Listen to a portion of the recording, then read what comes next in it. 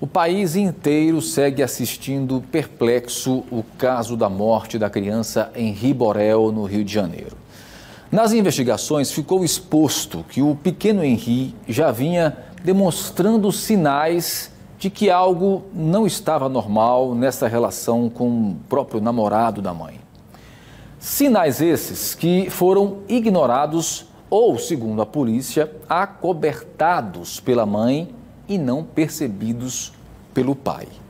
A situação é delicada e exige que possamos fazer uma leitura comportamental diária de uma criança, sobretudo naquelas bem menores que ainda não sabem expressar em palavras o que sentem. Mas e aí, como fazer isso? É o que vamos abordar a partir de agora em nossa pausa do café.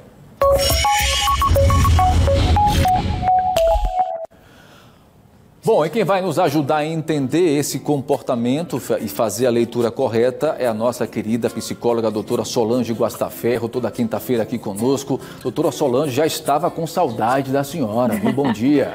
Oi, bom dia, Tiago. Bom dia a todos que nos assistem. Também já estava com saudades. Bem-vinda sempre. Bom, de fato nós estamos assistindo aí, né, atônicos, tudo que está acontecendo, os desdobramentos, né? A polícia inclusive já está no final das suas investigações e a cada dia surgem informações novas, né?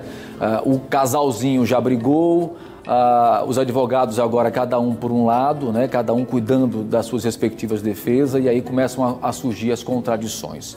Mas não vamos nos ater de fato nessas minúcias, o que a gente tem que de fato trazer à tona exatamente essa preocupação, né, doutora Solange, que a criança que estava vivenciando uma situação de abuso explícito, né, não soube de uma maneira, digamos assim, mais clara e objetiva, ou os pais não tiveram essa atenção, né, de estar atento a essa leitura, de que de fato estava acontecendo algo de errado.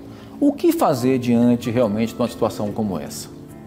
Bem, Tiago, como você mesmo falou, crianças menores têm dificuldade de expressar e muitas vezes estão sendo coagidas, né, pelo medo.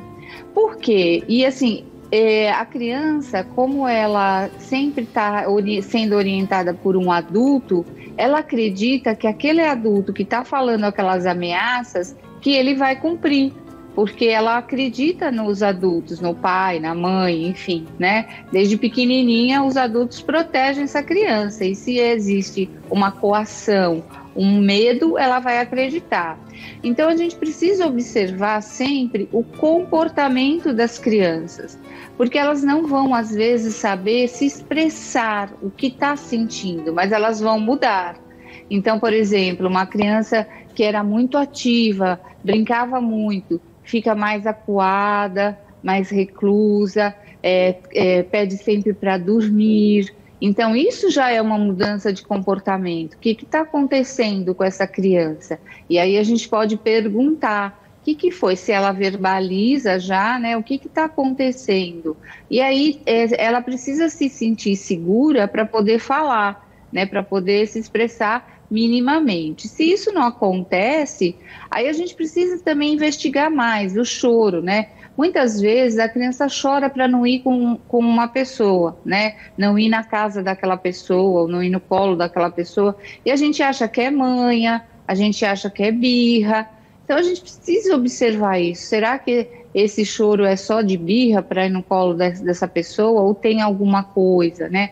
Lógico, a gente precisa estar sempre atento, a gente não pode generalizar. Criança tem essas dificuldades às vezes, mas se isso se repete, alguma coisa está errada, certamente. No caso do Henri, ele chegava até a vomitar, né? Quando chegava próximo desse monstro, dessa criatura aí, né?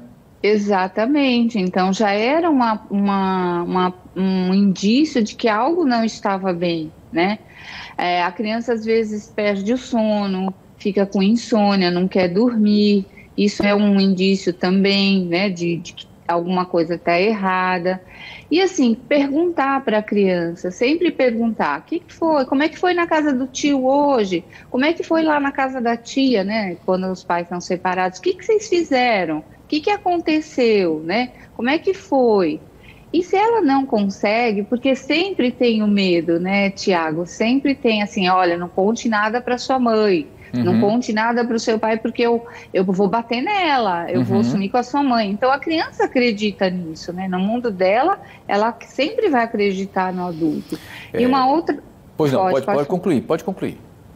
Não, e uma outra forma seriam os desenhos, observar sempre os desenhos, né? Que a criança, ela se expressa muito através dos desenhos, porque aí a gente pode pedir, desenha, como foi seu dia hoje? E a gente observar os detalhes desse desenho, as minúcias desse desenho, né? Às vezes pode ter alguma coisa ali também, né? Aliás, existiu inclusive um desenho que foi recebido...